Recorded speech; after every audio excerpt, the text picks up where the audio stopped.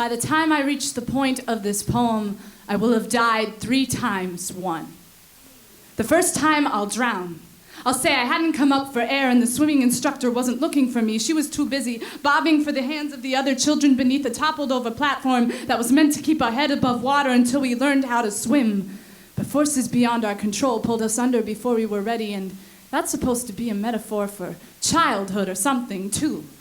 I'll dangle along my elementary school's jungle gym. I'll say the 5th grader just stood over me this time, ensuring I wouldn't make it to the top. When my foothold gives way, I'll say he left me hanging, and that's supposed to be a metaphor for childhood as well. 3, when the driver ran the stop sign and hit the driver's side of my vehicle. I didn't see it coming, and that's supposed to be a metaphor for childhood. But I'm speaking of a childhood I won't have lived through. All I've done is revel in how life crumples, how it dwindles, how it topples so recklessly. I've died 3 times in this piece already, but you know, I couldn't tell you how to live.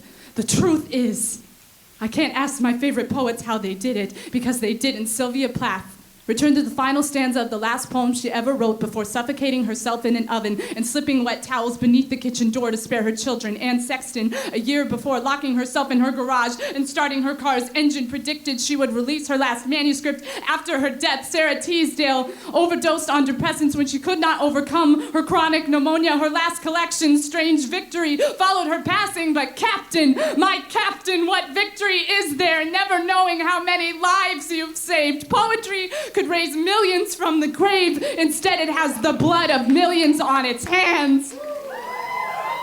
I can't tell you how many people I've killed in my poems just to make a statement. I can't tell you how many lives I've lived, but in this poem alone, I've added 3 more to the list of poets who've committed suicide. So many poets have buried themselves alive, dwelled too long in the deep end, and ended up drowning. Poetry has a way of forcing your head underwater. Poetry has a way of sending us overboard. Sometimes even our poetry can abandon ship on us. When it does, we need to swim, we need to climb, we need to rise from our wreckage ourselves or find someone to help us, because the poets who needed to hear this poem the most are no longer living. Sometimes this altar becomes a morgue. I share stages with cadavers. I read their writing, but it's all post-mortem.